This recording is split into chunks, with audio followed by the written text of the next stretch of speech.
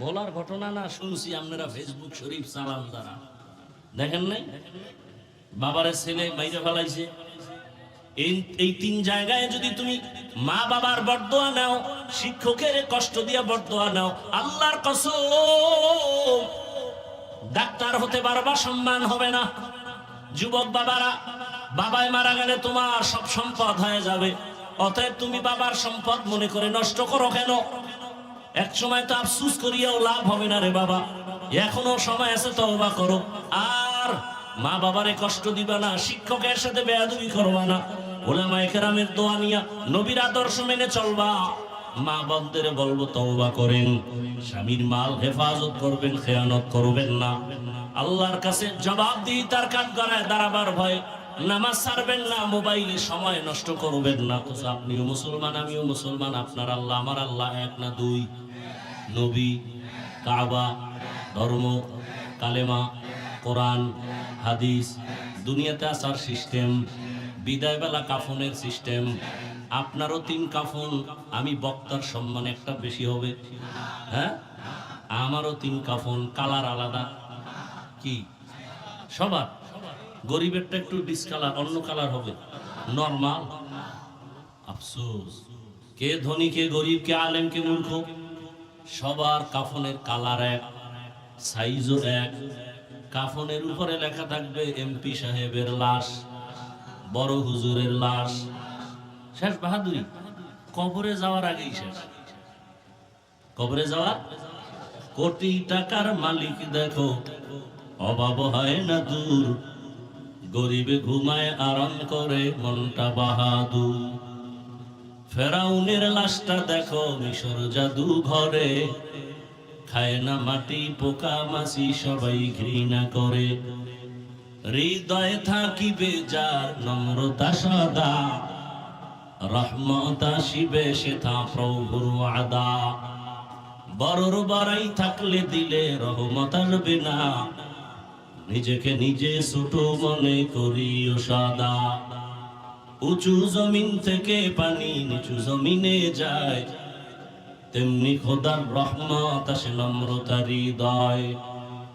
ভোগবিলাসের বাড়ি গাড়ি পরে রবে সব, থাকতে সময় স্মরণ করো আল্লাহ আমার রব। খুব কঠিন হালাত। রসুলের আদর্শ ১৫০০ বছর পরে আজও পবিত্র। মহামারী করোনাকে কে ভুলবে? গোটা দুনিয়া কাঁপায় দিছে, সব দুনিয়া অন্ধকার, স্তব্ধ, স্কুল কলেজ ভার্সিটি ফ্যাক্টরি সব, কিন্তু একটা কোরআনের মাদ্রাসাও বন্ধ হয় নাই। আপনি মানেন বা না মানেন, সত্য কথাটা অন্তত স্বীকার করিয়েন। যদি মানুষ হয়ে থাকেন, কোন মাদ্রাসা বন্ধ হয়েছে? একজন কোরআনওয়ালা, রসুলের আদর্শওয়ালা করোনায় মরে নাই। করোনায় মরে নাই, করোনার টাইমে মরেছে, কিন্তু করোনায় মরে নাই। কোন কোরআনওয়ালা, রসুলের আদর্শওয়ালা ভিক্ষা করার রাস্তায় যায় নাই। আজও দেশের করুণ হালাতের মধ্যে কোরআন যাদের কাছে আছে, আদর্শ রসুলের যাদের কাছে আছে, আর এখনো এই মুহূর্তেও সম্মানের সাথে আছে। রসুলের আদর্শ যেমন পবিত্র, এই পবিত্র আদর্শ যেখানে যাবে সেই জায়গা পবিত্র, সে মানুষটা পবিত্র। আর অন্যদের আদর্শ যারা লালন করে, তারা বলে আমি একা থাকবো, সব মাইনাস করো, আমার চান্দাবাজি আর ধান্দাবাজি যেন বন্ধ না হয়। তাদেরটা সব চলবে। আমাদের বরিশাল গ্রামে একটা কথা বলে, নিজের বেলায় টাইন্না ধরিস, অন্যের বেলায় বাইন্যা মরিস। অর্থাৎ নিজের বেলায় সব ঠিকঠাক রাখো, নিজের কাছে রাখো, অন্যের বেলায় মরিচের মতো সব ছিটকে ফেলে দাও। জুলাই আগস্টের আন্দোলনের পরে আবার কেন আন্দোলন হবে? কিসের স্বাধীনতা করলেন? কিসের স্বাধীন? করেন, আরো করবেন, আরো আন্দোলন করবেন। খোদার কসম, হাজারবার ওয়াল্লাহি ওয়াল্লাহি ওয়াল্লাহি বিল্লাহি তাল্লাহি, কোটি বার আল্লাহর কসম, ইসলাম ছাড়াই জমিনে শান্তি আসবে না। এ বলতে বলতে মরে যাব, আপনিও মরে যাবেন। শান্তির ঠিকানা ইসলাম, আর কিছু না। কেউ দিতে পারবে না, সম্ভব না। মোবাইল বানানোওয়ালা ক্যাটালগ দিছে কিভাবে চালাইলে মোবাইল ঠিক থাকবে। আসমান জমিন গ্রহ নক্ষত্র মানুষ বানানোওয়ালা আল্লাহ, তিনি ক্যাটালগ দিয়েছেন কোরআন আর রসুলের আদর্শ। এগুলি মানলে মানুষ শান্তিতে থাকবে, সম্মানে থাকবে। দেখেন আমরা হুজুরেরা শুধু সম্মানে আছি। রসুলের আদর্শ যদি কোনো আওয়ামী লীগের লোক মেনে থাকে, অন্যায় না করে, জুলুম না করে, এরকম লোক এখনো দেশে নাই, বিএমপির মধ্যে নাই, তাহলে আপনি কেন বলবেন শুধু হুজুরেরাই শান্তিতে থাকবে? মূল কথা, রসুলের আদর্শ যার কাছে আছে তার সম্মান আছে, ইজ্জত আছে। রসুলের আদর্শ, একটা মানুষকে দেখা হলে আগে সালাম দাও। রসুলের আদর্শ, ঘর থেকে যখন তুমি বের হও ডান পা দিয়া বের হও, এবং বের হইয়া তুমি একবার দরুদ শরীফ পড়ো, যে দরুদ নামাজে পড়ি। একদল ফেরেশতা আল্লাহ তোমার কাছে পাহারা দেওয়ার জন্য পাঠিয়ে দিবেন ঘরে আসা পর্যন্ত। তুমি ঘর থেকে বের হয়ে যাকে দেখবা তার জন্য দোয়া করবা, আল্লাহ এই লোক যে উদ্দেশ্যে বের হয়েছে তার উদ্দেশ্য তুমি পূরণ করো। নেক উদ্দেশ্য, ওরটা পূরণের আগে খোদার কসম আল্লাহ আপনারটা পূরণ করে দিন। আপনি যদি দোয়া করেন আল্লাহ সবাইকে মাফ করে দাও, খোদার কসম সবাইকে মাফ করার আগে আল্লাহ আপনাকে মাফ করবে না। আপনি দোয়া কি করেন? নিজেরটা করেন, আর কারোর জন্য করেন। ওই এক মূর্খ মসজিদে গিয়ে ইমাম সাহেবরে, খতিব সাহেবরে বলে, আমার আব্বার নামে একটু দোয়া করেন, নাম নিয়ে নিয়ত করছে হুজুর দোয়াটা সুন্দর করে করলে 1000 টাকা হাদিয়া দিন। মোনাজাতের ভিতরে দেখে ইমাম সাহেব আরো 4 জনের নাম নিছে। মোনাজাতের ভিতরে মাথা গরম হয়ে গেছে, আব্বার দোয়া 4 ভাগ হয়ে গেছে, উনিও হাদিয়ারে 4 ভাগ করছে। কইরা মোনাজাতের ভিতরে তো মাথা গরম হয়ে গেছে। 100 কি 200 টাকা দিয়ে এরপরে মসজিদ থেকে ইমাম সাহেবের দিয়ে যায়, আর নেন এরমই করে।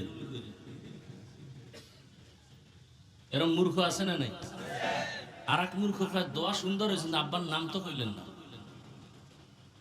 আব্দুর রহমান আমার বাবার নাম যে বললেন না, তো দোয়া তো নোয়াখালী আব্দুর রহমানের ভিতরে চলে গেছে। আল্লাহ তো চিনে না কোন আব্দুর রহমান। এরম মূর্খ আছে না নাই? ইসলাম যদি মানতো এই মূর্খতা থাকতো? এই মূর্খতা থাকতো না। বলে ইসলামে রাজনীতি নাই। রাজনীতি না করা এক জিনিস, নাই বলা আর এক জিনিস। আপনি ইসলামের রাজনীতি করেন না, আপনাকে গালি দেওয়ার কোনো অনুমতি নেই। কিন্তু যদি বলেন ইসলামের রাজনীতি নাই বা করি না, পছন্দ করি না, তাহলে মূলত আপনি কোরআনের একটা বিধানকে অস্বীকার করার কারণে আপনার ঈমান নাই।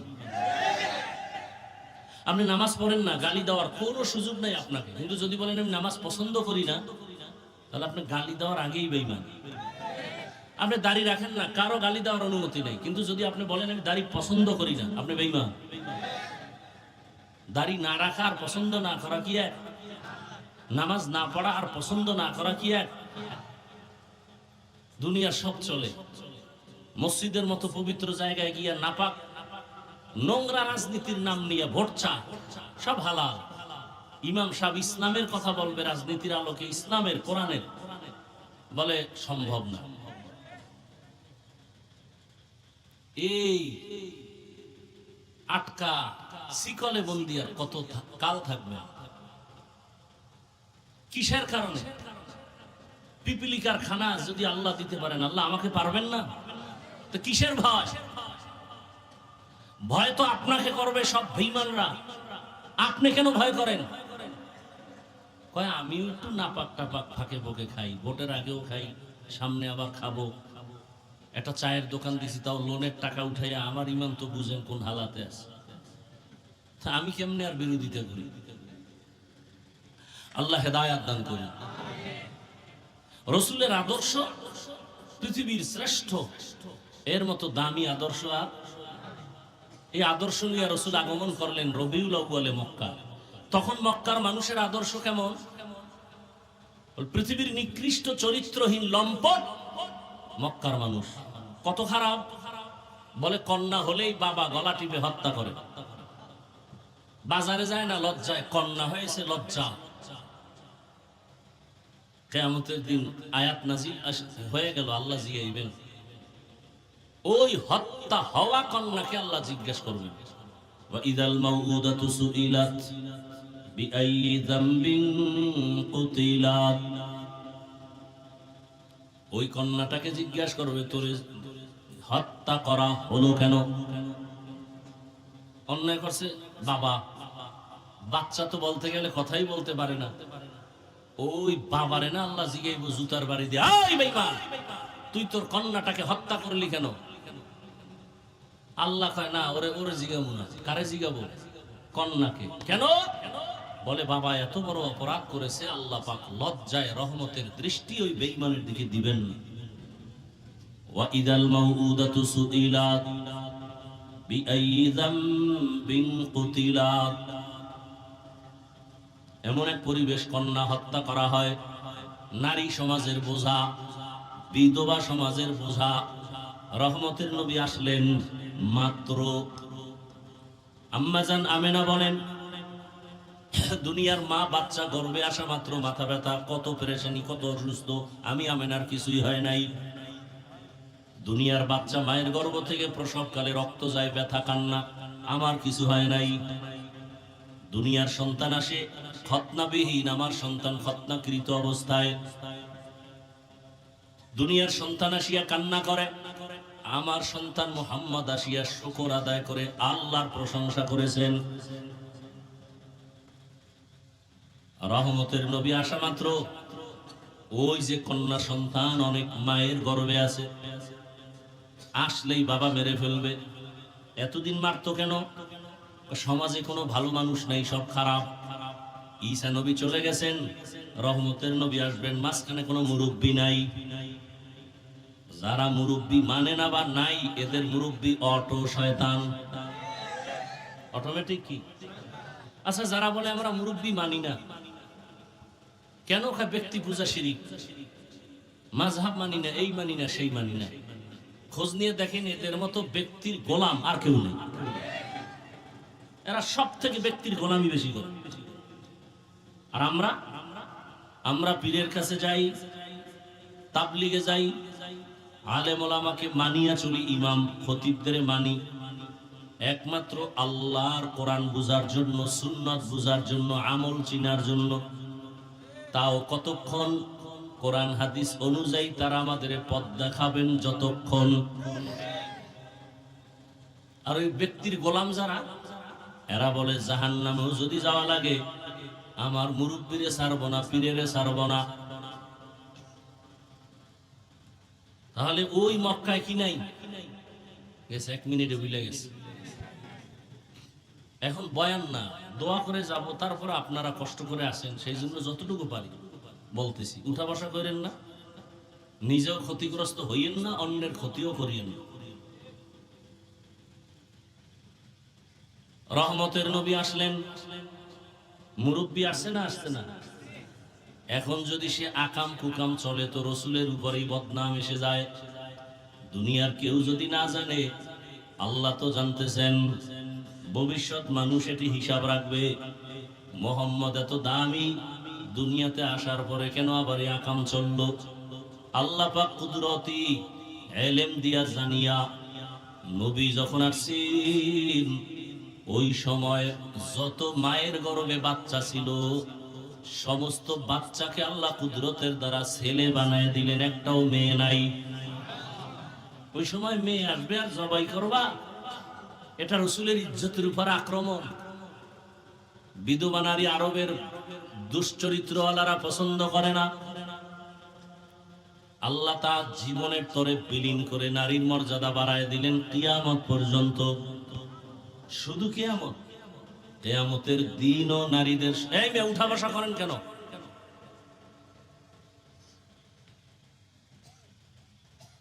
কিয়ামতের দিনও নারীদের মর্যাদা।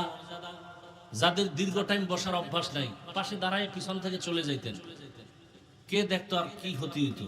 ভেতরে ঢুকছেন কেন? আল্লাহ সবাইকে হেদায়েত দান করেন।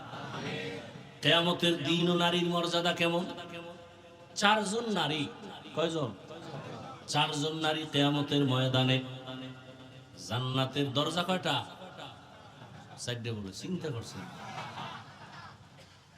একটু ঠান্ডা সব শেষ। এক জায়গায় তাকওয়ার বয়ান করছি যে গুনাহ থেকে নিজের যে বাঁচায় রাখে সে মুত্তাকি। 2-4 মিনিট বুঝাই টুঝাই আবার ঘুরাই আইয়ে বললাম মুত্তাকি যে গুনাহ থেকে জীবনকে বাঁচায় রাখে সে কি? একজনের সামনে বকা কাফের।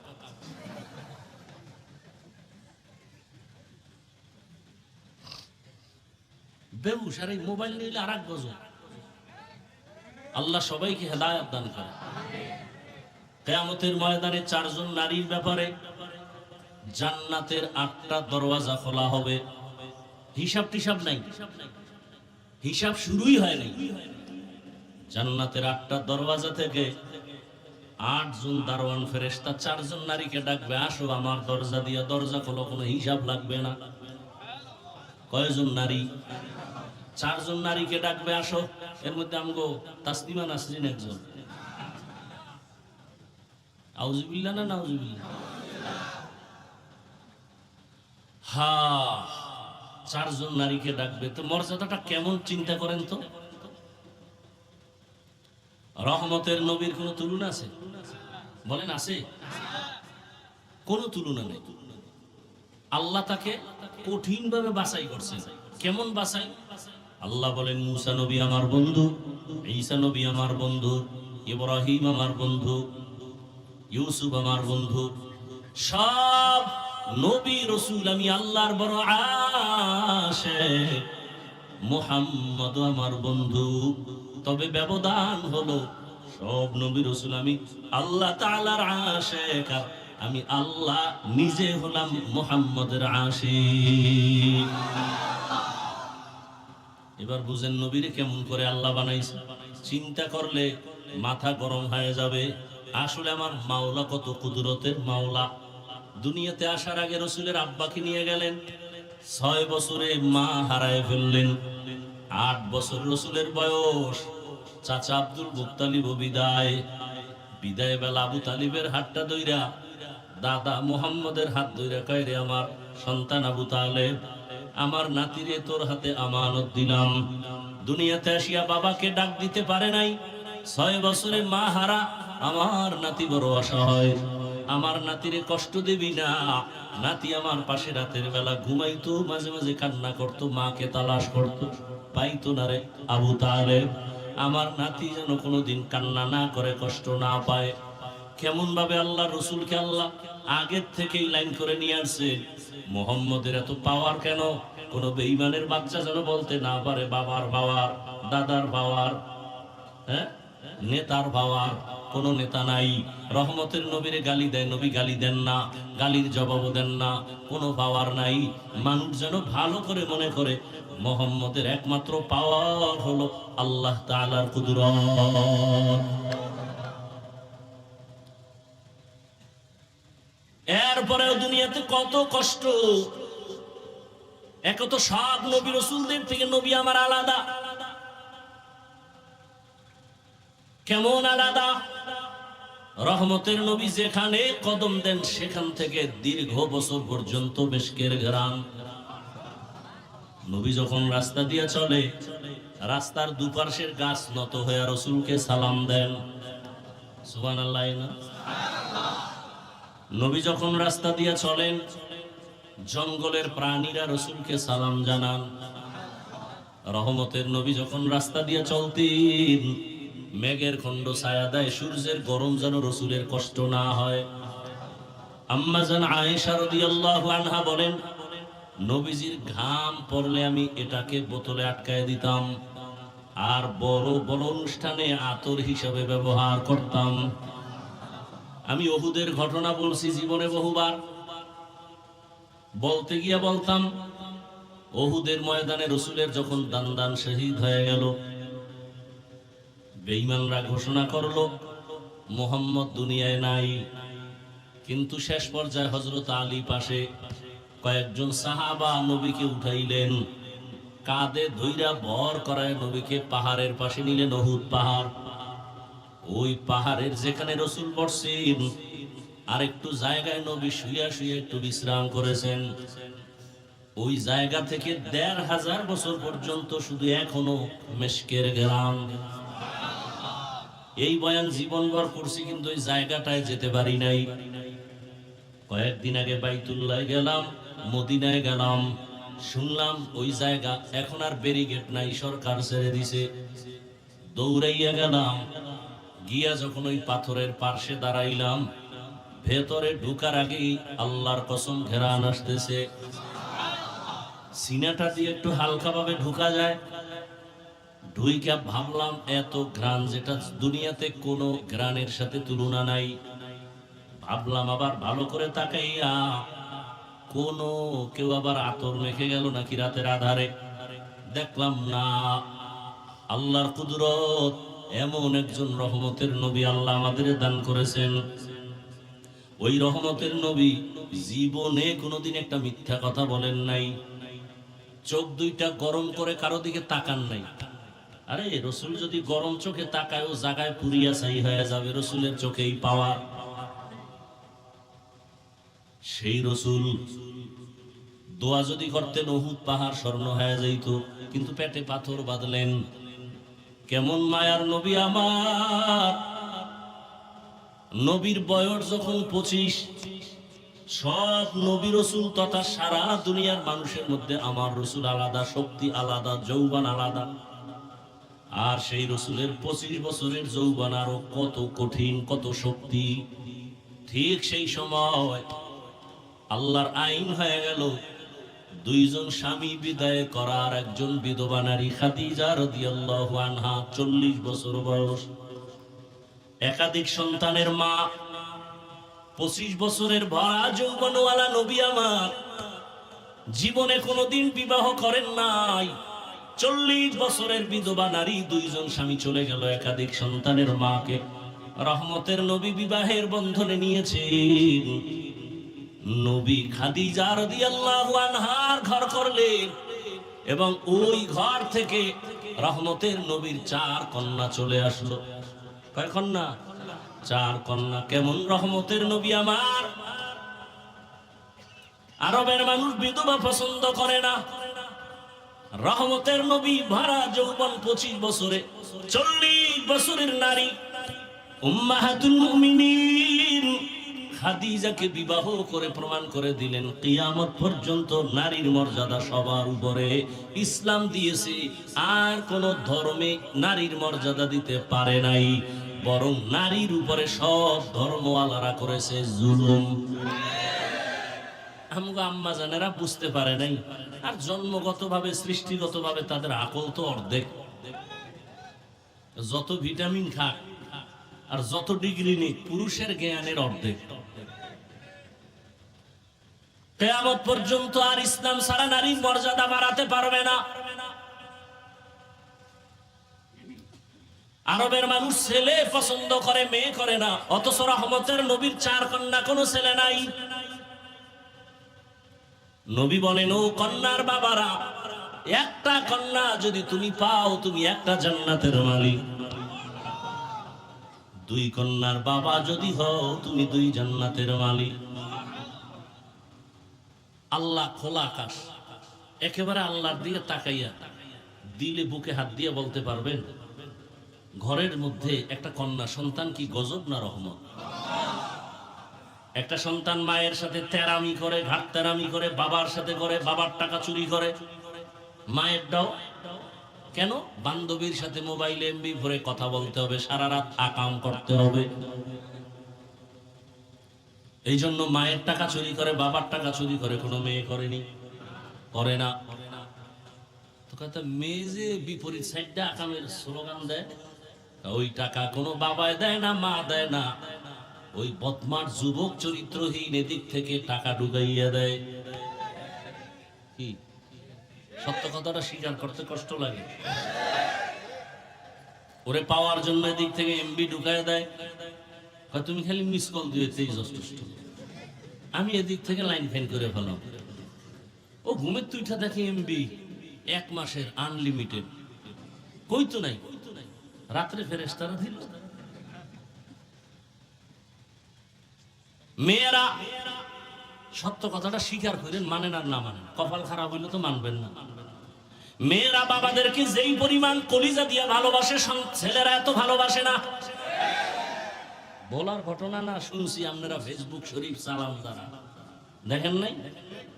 বাবারে ছেলে মাইরা ফেলাইছে, আকাম করতে করতে দেহার আর সময় আছে। আল্লাহ হেদায়াত দান করেন। এবার আসে যুবকরা, কম মিথ্যা বলবি না। তোমার ভাই আছে, বোনও আছে, খেয়াল করো, ভাই তোমাকে বেশি কলিজা দিয়ে ভালোবাসে না বোন? এ যার বোন নাই তারা কেমনে বুঝাবে? তোমার যদি বোন থাকতো তো তুমি কোনোদিন অন্যের বোনের উপরে আঘাত করতে না, ইজ্জত নষ্ট করতে না। তবে লিখে রাখ, কেউ যদি অন্যের স্ত্রীর দিকে খারাপ দৃষ্টি দাও, মনে রাখবা তোমার স্ত্রীর দিকে অন্যের খারাপ দৃষ্টি এসে গেছে। তুমি যদি কারো মেয়ের দিকে খারাপ দৃষ্টি দাও, তোমার মেয়ের দিকে অন্যের খারাপ দৃষ্টি আসবে।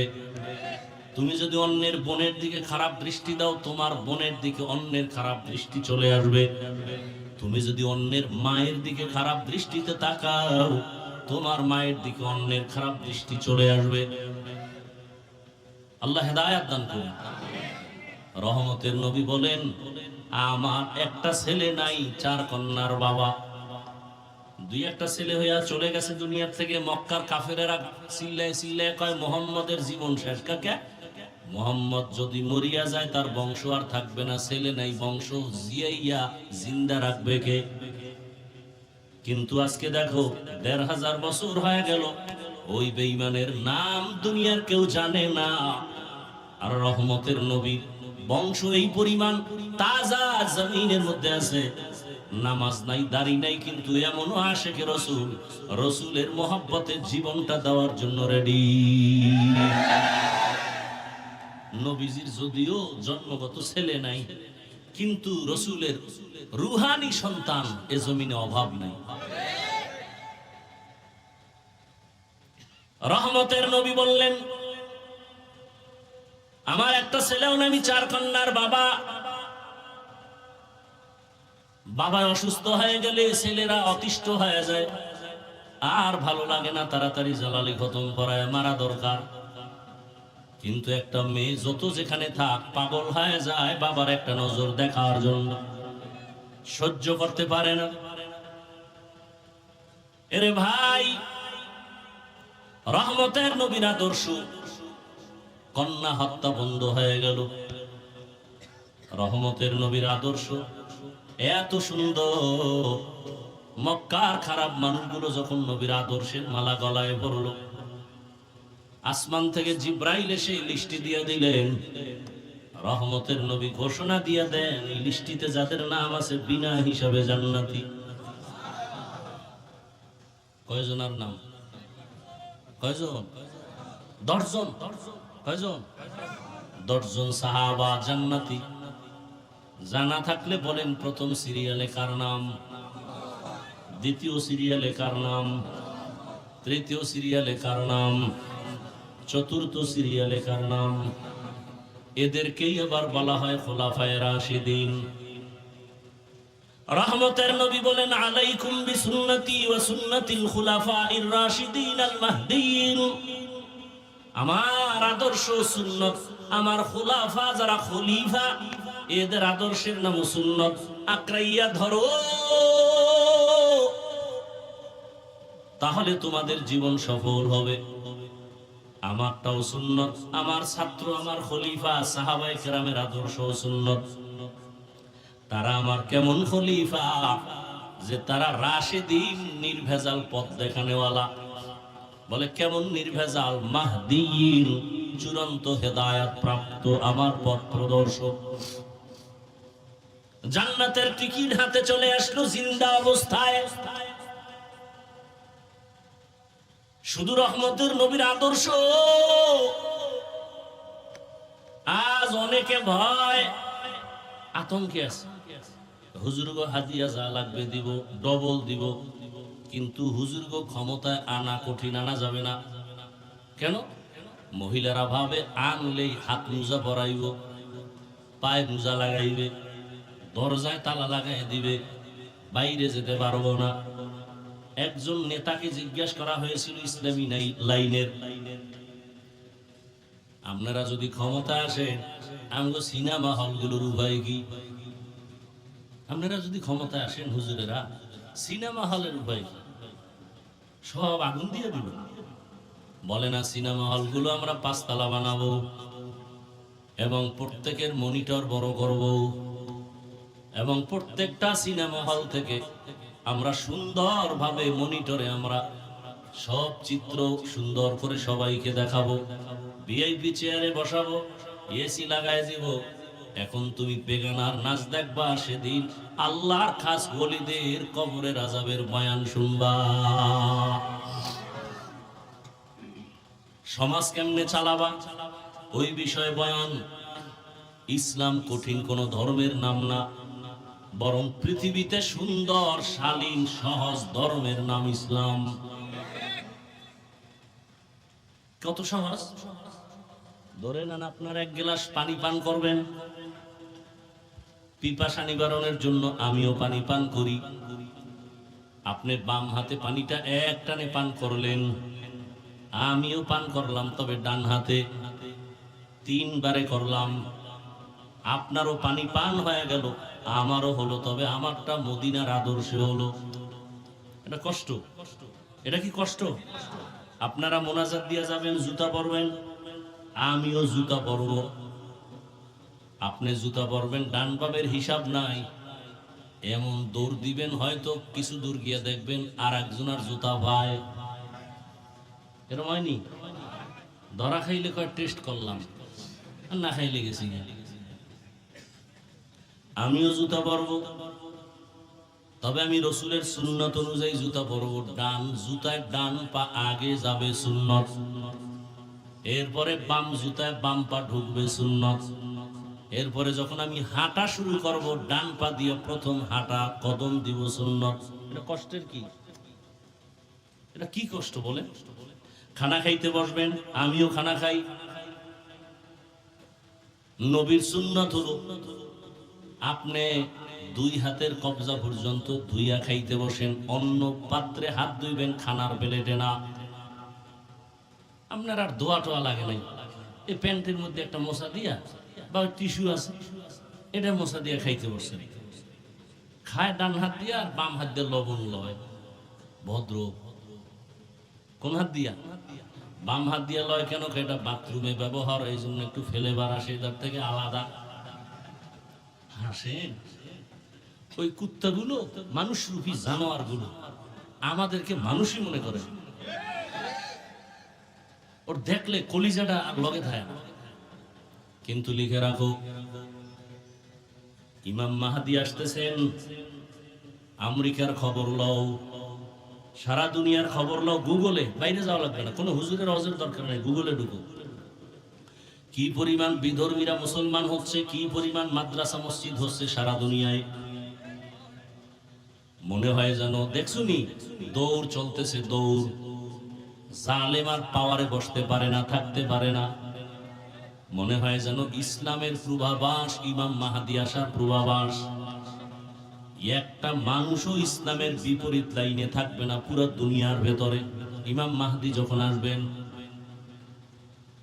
একটা মানুষও, তখন তার কাছে ইসলাম বড় মজা লাগবে। এই যে আমি টুপি পরি, আপনি পরেন না কেন? মাথা গরম হয়ে যায়। মাথা গরম, আমার তো জীবন হইল না। অথচ আপনিও মুসলমান, আমিও মুসলমান। আপনার আল্লাহ আমার আল্লাহ এক না 2? নবী, কাবা, ধর্ম, কালেমা, কোরআন, হাদিস, দুনিয়াতে আসার সিস্টেম, বিদায় বেলা কাফনের সিস্টেম। আপনারও 3 কাফন, আমি বক্তার সম্মান একটা বেশি হবে। হ্যাঁ, আমারও 3 কাফন, কালার আলাদা। কি সবার? গরিবেরটা একটু ডিসকালার, অন্য কালার হবে, নরমাল। আফসোস, কে ধনী, কে গরিব, কে আলেম, কে মূর্খ, সবার কাফনের কালার এক, সাইজও এক। কাফনের উপরে লেখা থাকবে এমপি সাহেবের লাশ, বড় হুজুরের লাশ। শেষ বাহাদুরি, কবরে যাওয়ার আগেই শেষ। কবরে যাওয়া।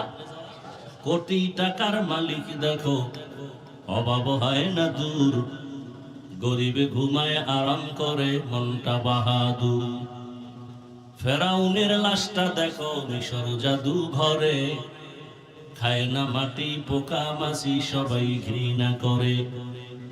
হৃদয় থাকিবে যার নম্রতা সদা, রহমত আসিবে সেথা প্রভুর ওয়াদা।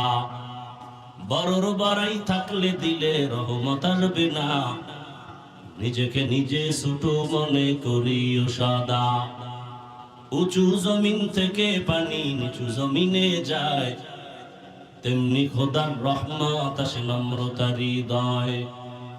ভোগ বিনাশের বাড়ি গাড়ি পরে রবে সব, থাকতে সময় স্মরণ করো আল্লাহ আমার রব। কাফনের কালারও কি? কবরের সাইজ না এলাকায় বোধহয় 1 বিঘা বড়।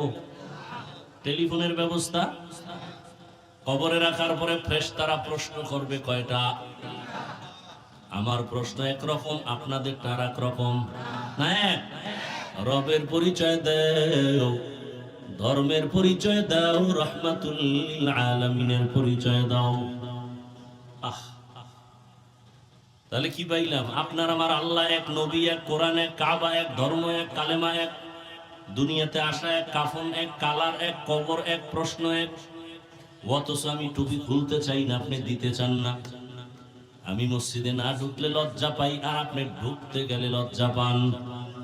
আমি পর্দা না করলে লজ্জা পাই, আর আপনি পর্দা করতে গেলে লজ্জা পান। আপনিও মুসলমান, আমিও মুসলমান। আপনিও কোরআন মানেন, আমিও মানি। অথচ আপনাকে টুপির জন্য কত লাইনে বয়ান দিতে হয়, দাড়ির জন্য কত বয়ান দেওয়া লাগে। এরপর আপনি রাখেন না, বরং আমাকে উল্টা বয়ান করেন। দাড়ি না রাখলে আমাকে দিল পরিষ্কার, নামাজ না পড়লে আমাকে ইমান তাজা। বিষয়টা কি বুঝলাম না? আমরা কি ভুলে আছি নাকি আপনারা ভুলে আছেন তাও বুঝি না।